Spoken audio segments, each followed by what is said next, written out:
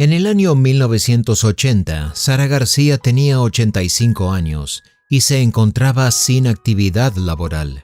Descansaba en su hogar cuando un inesperado accidente la llevó a tener que quedarse unos días en el hospital al cuidado de los médicos. Su columna sufrió una fea herida, pero luego de unos días pudo regresar a su casa. Tiempo después, se vio obligada a retornar al hospital, pero por otro motivo.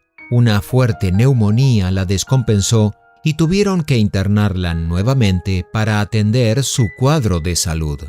Las cosas no estuvieron bien esta vez y su afección en los pulmones se complicó, llevándola al peor desenlace. Sara García no era una mujer común y corriente. Se convirtió en la actriz que todos recuerdan por ser la abuelita del cine mexicano. Su carrera se consolidó por más de 50 años y supo transitar el cine mudo, el cine de cabarets y ser parte del inicio, esplendor y descenso de la época de oro del cine mexicano. Su mítico personaje representaba a una abuela que por el hecho de ser tierna no dejaba atrás sus principios ni, paradójicamente, su fuerte temperamento. Sara era igual en la vida real. La muerte le había quitado desde pequeña a las personas que más quería y sin querer forjó una personalidad a través del dolor. Sus padres, su hija y su amado amigo marcaron su camino, que fue por demás bifurcado. Sara García Hidalgo era su verdadero nombre. Había nacido el 8 de septiembre de 1895 en Veracruz y era hija de españoles. Isidoro García Ruiz, su padre, era arquitecto y decidió emigrar a México cuando le encargaron la construcción de la Catedral de Monterrey. Junto a su esposa, Felipa Hidalgo Rodríguez, tuvieron 11 hijos, pero por desgracia todos fallecieron.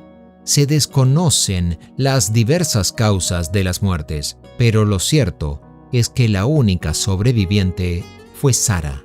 La niñez de Sara fue adversa. En un lapso de 5 años perdió a las personas que más amaba. En el año 1900, su padre sufrió un enorme derrame cerebral que lo dejó postrado en la cama de hospital, inhabilitado de realizar cualquier actividad y que terminó con su vida al cabo de unos días.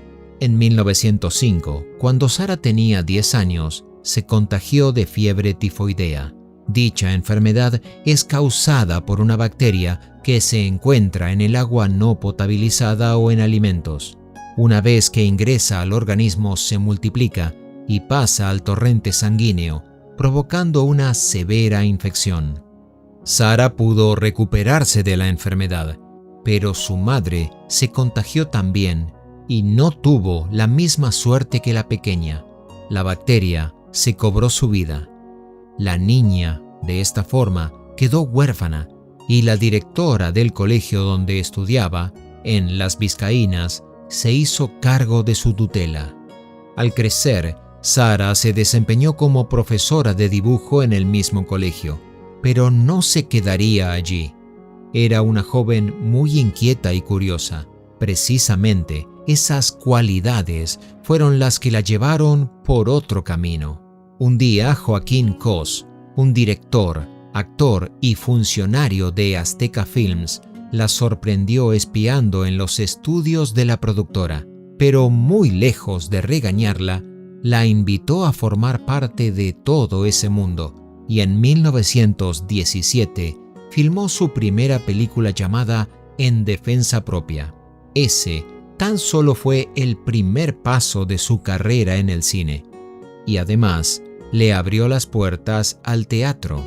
Las magníficas condiciones que tenía sobre el escenario hicieron que en muy poco tiempo las compañías teatrales más famosas de ese momento se disputaran su presencia. La primera de ellas fue la de Mercedes Navarro.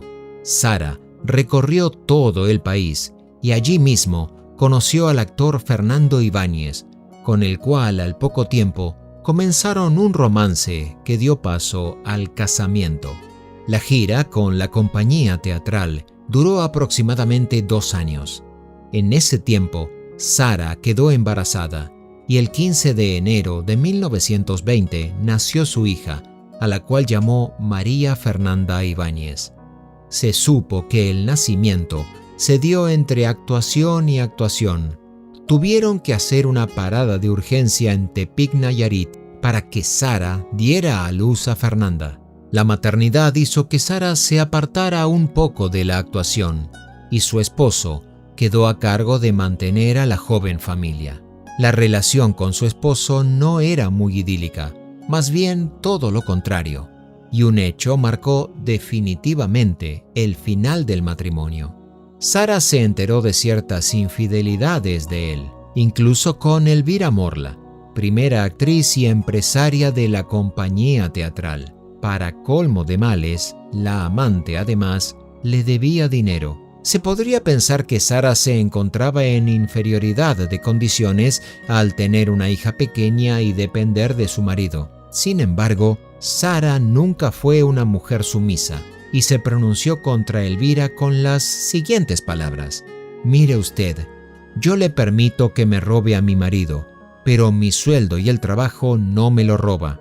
Usted me paga ahora mismo lo que me debe o salgo a ese balcón y empiezo a gritar que usted es una 4 letras». Obviamente, luego de este episodio tomó la decisión de separarse de Fernando Ibáñez y se fue a vivir junto a su amiga Rosario González, quien la acompañó y cuidó sin protestar y cuya amistad duró toda la vida.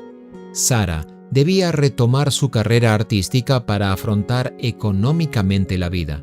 Estaba sola y con una hija, y no podía depender de su amiga, así que comenzó a buscar trabajo. Pero era bastante dificultoso reincorporarse al medio artístico y la situación económica apremiaba. Efectivamente, Sara tomaría cualquier papel que le ofrecieran y haría cualquier cosa para sostener el empleo. De hecho, fue así, y verdaderamente llevó su cuerpo al extremo con tal de mantener su trabajo. Pero eso vamos a contártelo más adelante en este video. Al cabo de unos años, en medio de una situación económica complicada, inesperadamente, Fernando regresó con ellas. Él estaba atravesando un momento delicado de salud debido a una cirrosis hepática que padecía. Pese a las incontables traiciones que sufrió, Sara decidió recibirlo. Lo cuidó hasta el último de sus días, el 2 de julio de 1932, fecha en que falleció. Incluso, después de muerto, ella firmaba como Sara García, viuda de Ibáñez.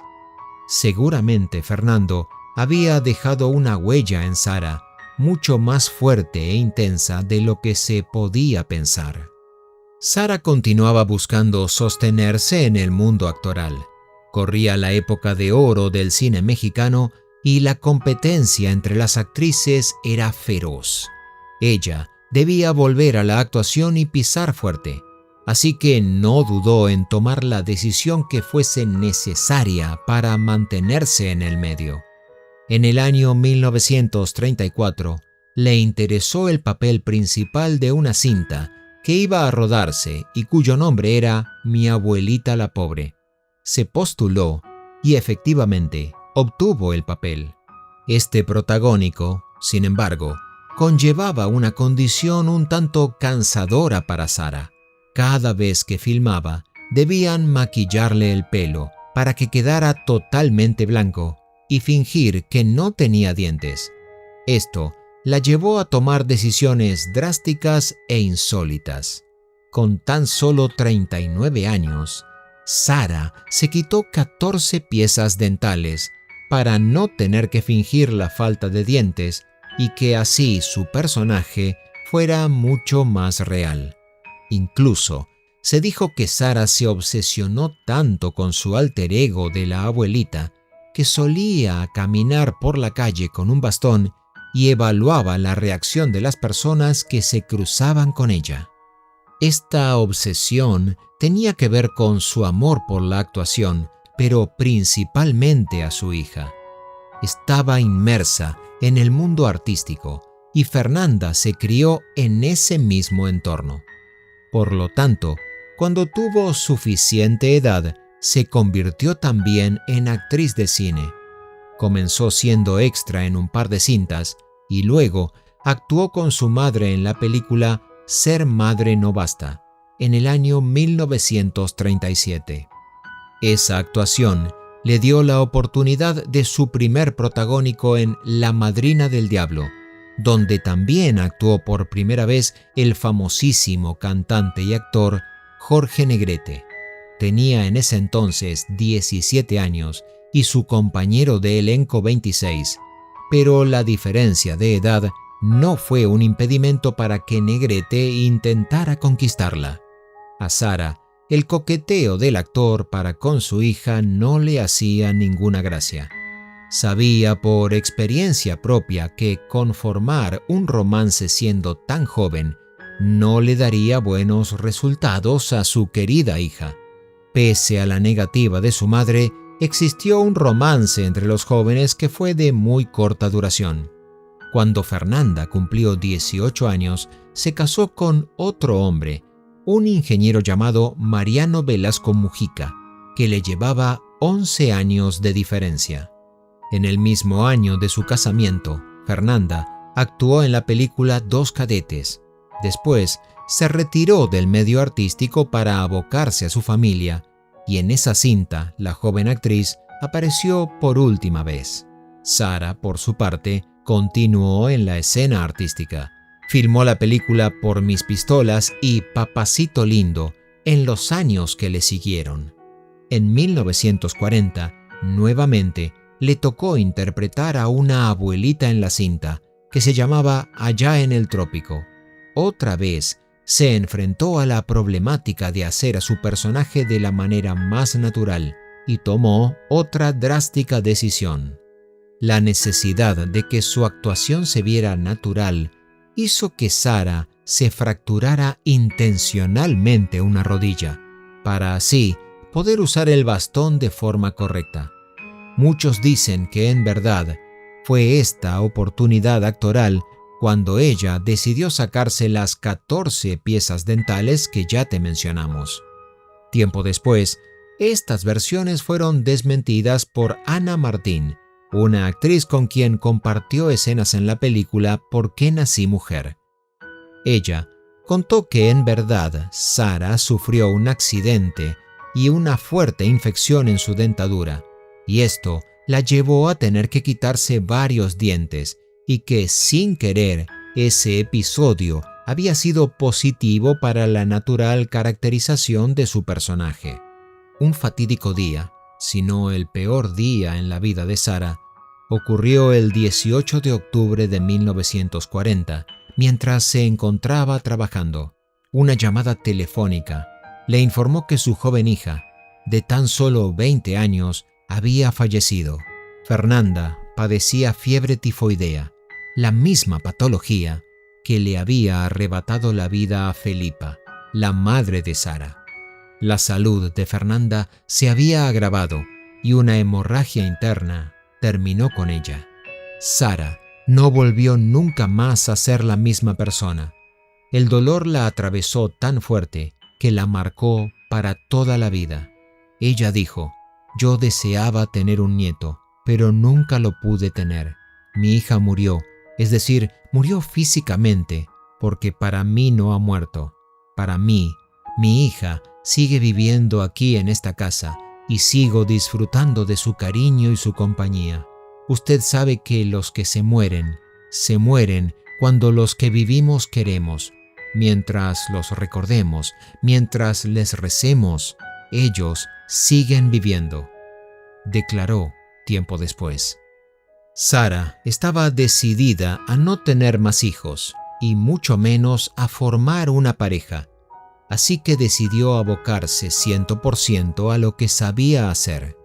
Se puso a entera disposición de su arte. la actuación.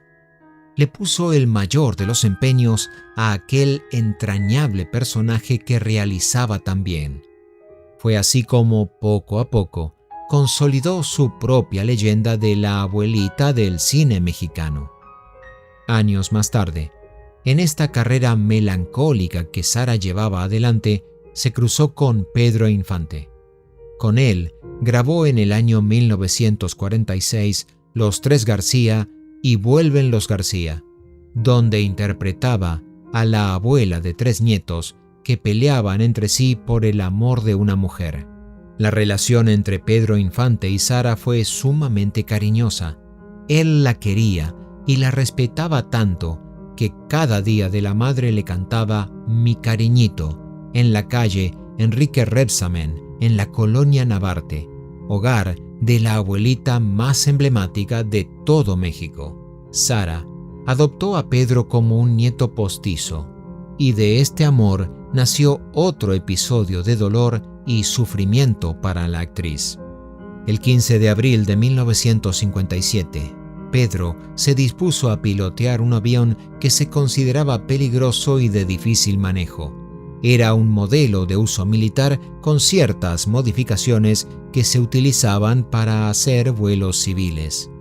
El avión perdió totalmente el control y a tan solo 200 metros de altura cayó impactando en plena ciudad de Mérida, en Yucatán.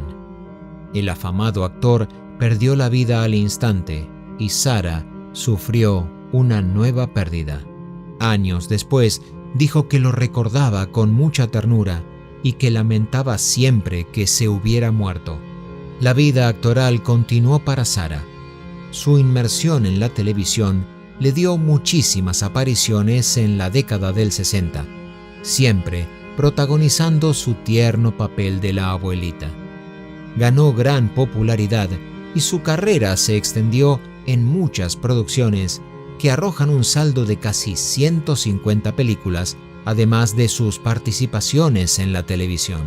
La abuelita más simbólica de México adquirió tal importancia que en 1973 la fábrica de chocolates La Azteca la contrató para que fuera la imagen en sus envoltorios, ya que representaba los mismos atributos que la marca: apapachadora, cálida y hogareña.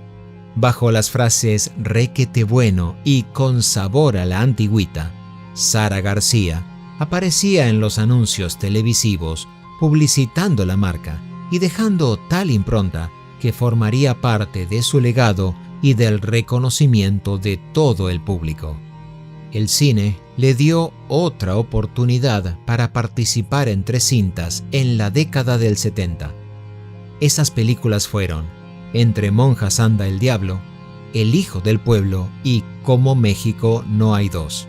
En sus últimas apariciones en televisión, interpretó el famoso papel de la abuela Tomasita y en la telenovela Viviana. En 1980, sus 85 años la llevaron a quedarse en su casa. Por desgracia, sufrió un accidente doméstico que le daría inicio a su partida. Sara se cayó y su columna se dañó. Los médicos la evaluaron unos días en el hospital y decidieron que podía volver a su hogar. Días más tarde, una neumonía la obligó a internarse nuevamente en el hospital. Pese a los intentos de los médicos por revertir el cuadro pulmonar, este se agravó y desencadenó en un paro cardiorrespiratorio que se llevó la vida de la famosa actriz. Sara García falleció el 21 de noviembre de 1980 en el Centro Médico Nacional en México, en la Ciudad de México, cuando tenía 85 años, debido a una neumonía que desencadenó una insuficiencia respiratoria y un paro respiratorio. Su funeral se llevó a cabo en el Teatro Jorge Negrete y miles de fanáticos acudieron a su despedida. La cantante y actriz mexicana Lucha Villa cantó Mi cariñito, la emblemática canción con la cual su amigo y admirador le cantaba serenata todos los días de la madre. Hubo 15 motociclistas que escoltaron la carroza hasta el cementerio y 5 patrullas que abrieron paso al cortejo formado por decenas de vehículos con admiradores de todas las edades. Fue enterrada en el Panteón Español, en Ciudad de México, dentro del mismo mausoleo en donde descansan los restos de su única y amada hija Fernanda. Luego de su muerte, la herencia de Sara García fue destinada a una sola persona, su gran amiga Rosario González. Ambas habían vivido juntas hasta el día del deceso de la actriz. Se dijo que Sara no volvió a formar una familia porque su verdadero amor fue Rosario. El actor Manuel "El Flaco" Ibáñez afirmó que ambas habían sido amantes e incluso un libro llamado En el Closet le dedica un apartado especial a Sara y su relación con las mujeres. Lo cierto es que poco interesan sus preferencias. Lo importante para ella fue que contó con una compañera incondicional que la apoyó en su momento más duro de su vida, en su carrera y en el cuidado de su hija cuando más la necesitó. A través de la vida de Sara García se puede transitar la historia del cine mexicano, comenzando por el cine mudo hasta el declive de lo que fue la época de oro.